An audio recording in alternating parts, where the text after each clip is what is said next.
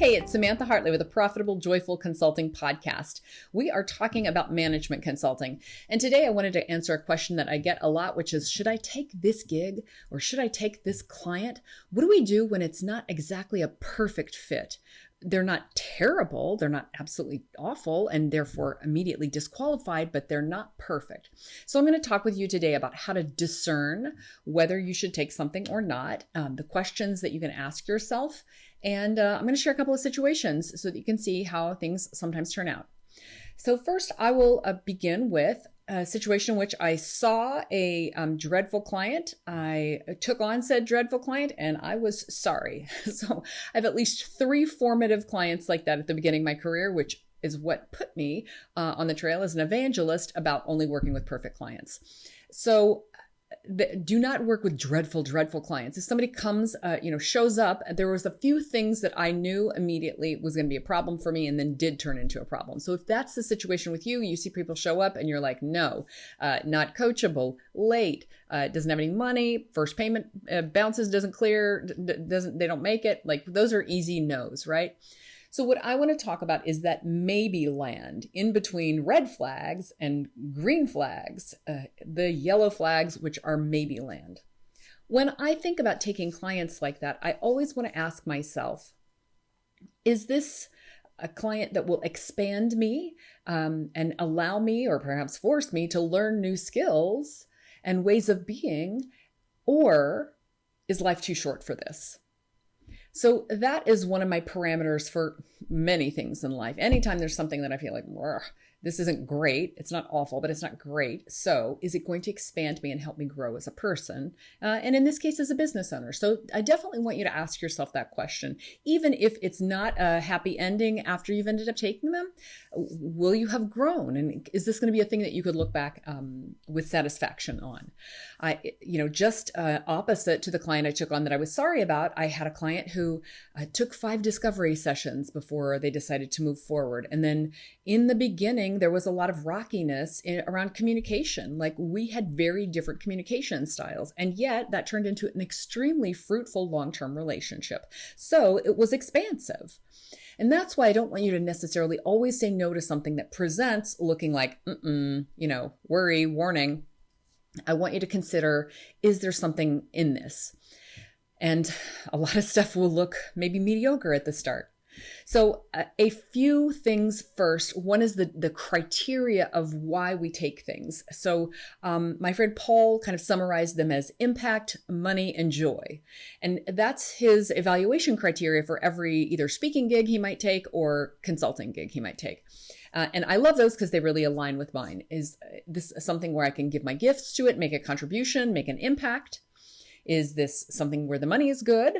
Or, and additionally, is this a place where I'm going to feel joyful having done this work? It'll be fun. It'll be expansive. It'll be, cause growth, even if it's a little painful. I think of joy as a thing which is, positive growth, even if it isn't always like having fun all the time. So money, impact, and joy are some ways that you can discern, is this a thing, a project or client or speaking gig I should take? Can I make an impact here? Is the money right? And do I feel good about it? Is this going to be a joyful experience for me? So a lot of times, some of those are right and some of those are not right. So here are some questions that you can ask to discern. And the first thing is, especially for speaking engagements or events, is this my target audience? Is this going to put me in front of my target audience? You want to be very strategic about speaking and working with your target audience, and be careful about being pulled off into new audiences. This is the one piece where you might want to discern, well, do I want to expand maybe into this target audience, or is this something that's right? So at least you want to explore that question first. Is this thing likely to lead to more work? So in a lot of cases, what we're evaluating are either speaking gigs that could be openers to sell workshops or to sell long-term work. So is this a doorway through which long-term work tends to come to you, even though in this particular case, it's a one-off?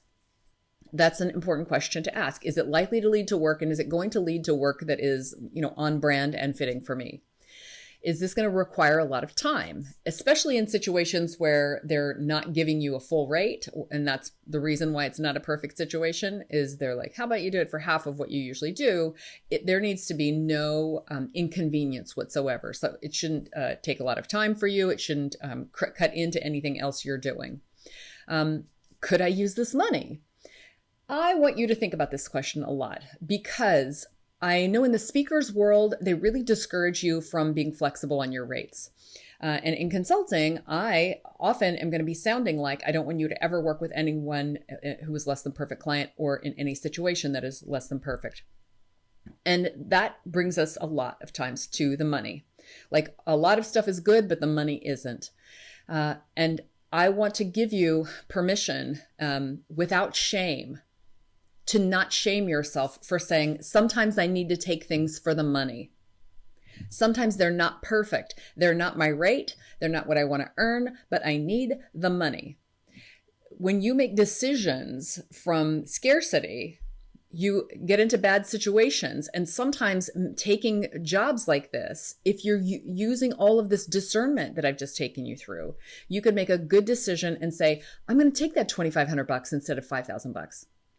Or they're going to comp this, this, and this. I'm going to take it because this is the thing that I need. When do you take it just for the exposure? Haven't you heard that before? It'll be good exposure for you, but it's free. If you feel super angry, then that's a good no. That's a good sign that you're being pointed towards no. If you feel like, I'm torn because I kind of get it, but I'm annoyed that they would ask me to do something for free, then is it your target audience? Can it lead to more work? What's the best thing that can come from this? Will they record it and you can get a copy of it? So think of in-kind value, meaning things that aren't money but can be valuable compensation to you in that case. Can you give everybody a copy of your book? Can you have open Q&A with the audience so you do get some actual time? Can you get the list of attendees? Like, what things would make something valuable to you? But I do want to just come back to this and spend some time with. It is okay for you to take things when you need money. And what annoys me is for people to say, stick to your rate, when that person is like, I don't have any money, right? I need to earn something from my business this month. So if you're in that situation, I want you to make wise decisions, which is why I gave you these questions. But it's also okay just to say, I'm going to take the 2,500 instead of the 5,000. Or I'm going to speak for the exposure today because I do think that this could lead to more work. And I actually am following up with that person with a meeting. Okay. Business is hard. There's no shame in taking things that might not be ideal situations. And I think it beats taking a day job or a part-time job to have to supplement your income if you can make the money through the business, even if it's not the perfect situation. There are some, however, easy no's. So what's an easy no? Not my target audience. If you're speaking and this isn't your target audience and it isn't an audience that you aspire to serve one day and is just completely not right, then that's an easy one to turn down. Unless, however, you're like, I'd like that $2,500 for speaking to not my target audience, and I'm never going to look back. I'm never going to work with them again. And that was just a one-off because I wanted that money. Good. And I keep coming back to 2,500. It could be any amount. It could be 25,000. It could be 250,000. You are doing your own discernment on this. Easy no, not my target audience. Time. It takes too much time. If you're going to do something for less than your normal rate, it should take you no time. It shouldn't be any inconvenience at all. It shouldn't require travel further than like right in your town. So, things that you are making a special accommodation for, you want to guard your boundaries like crazy. And so don't travel, don't create new content at all. And if it's not joyful, then that's an easy no. Like I said, if you're mad that they asked and you don't get over it, it's an easy no for you. Okay. And you're going to find that money elsewhere. And maybe by turning this down, something else will appear from it. Or if it's bad for your brand. So here's another situation of if it's not your target audience and speaking in front of them, even if you know you're never associated with it, you just feel like this isn't really doing anything for me.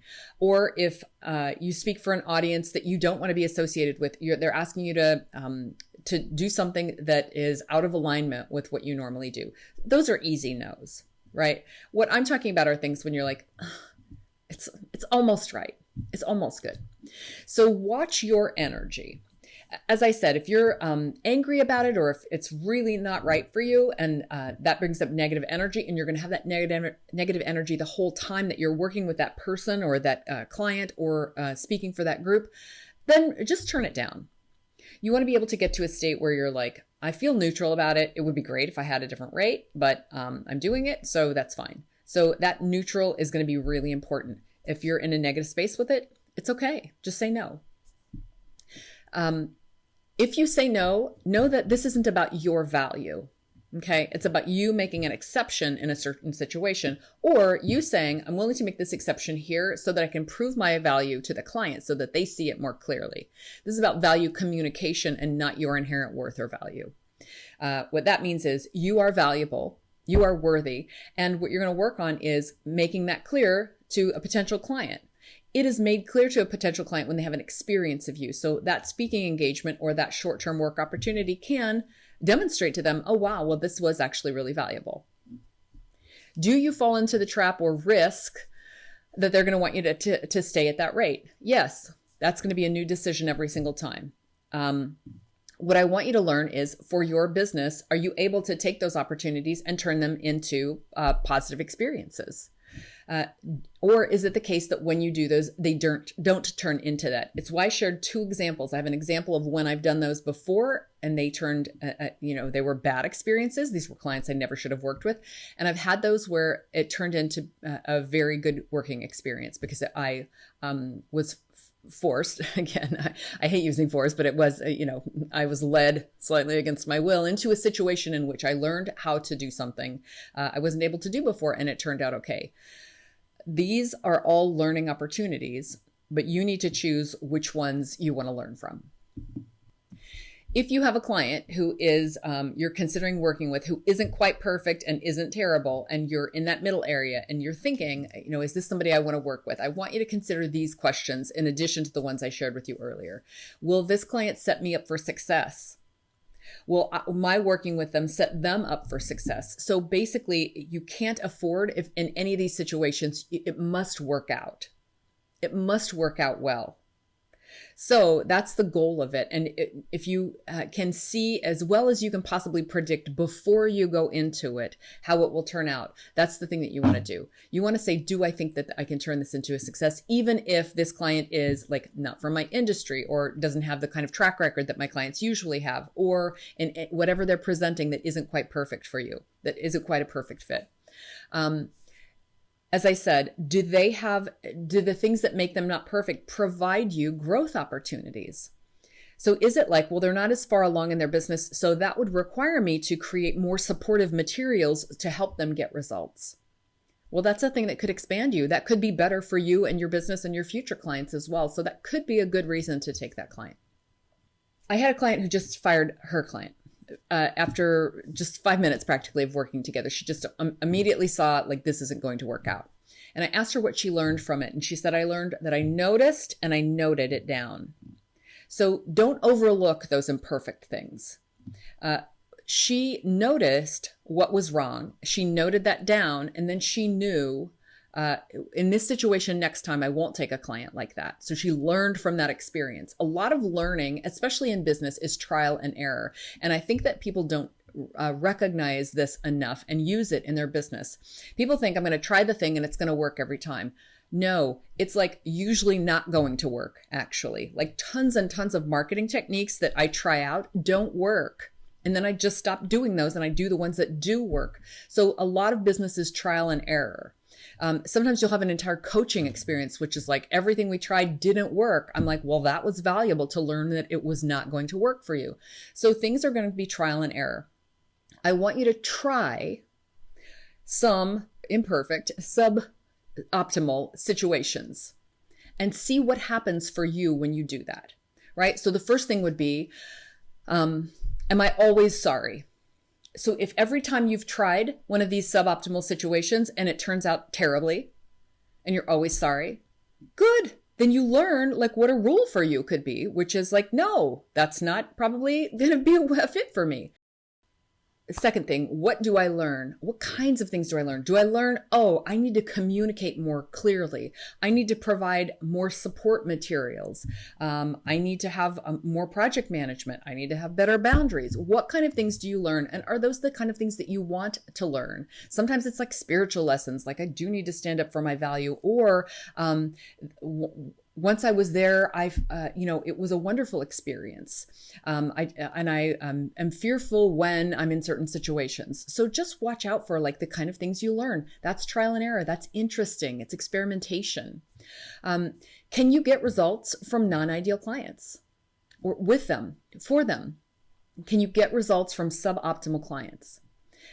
If you can, then now you can expand your criteria for what a perfect client is. Now, I can help people actually who are here. It's funny because a lot of people don't work with beginners because there's like a special kind of teaching that helps people who are just starting out in like real estate investing or interior decorating or running your hair salon or being a consultant. There are certain behaviors that you have to learn in like that first year. And some people specialize in that and have super patience for that. And some people don't. So if you learn about yourself, oh, I can expand. And I thought I could only work with people who'd been doing this 25 years. And now I actually am really good with beginners. Then you expand your idea of what you can do in your business and who you can serve. And what I want your ultimate takeaway from this to be is, for me and my business, I'm at my best when I do X. So when you are at your best, we all benefit. So it's important to me that you learn for yourself and for your business, you are at your best. Under what conditions? Is it okay if you take the speaking engagement for half your usual rate? Or does that always turn out as a disaster? Can you work with a client who's like maybe not a perfect match for your perfect client? Can you try that out? And does that sometimes turn into a wonderful success? Or does it always turn into disaster? Probably somewhere in between. So I look forward to hearing about your experimentation. I'm always open to hearing from you. Listen, if you enjoy this podcast, I would be so appreciative if you would leave me a rating and a review. Yes, your honest review. I'd love to hear what you think of it. And as always, I am wishing you a profitable and joyful consulting business. Thanks for watching. Please like this video, subscribe to the channel, and click the bell to get video updates. Thanks.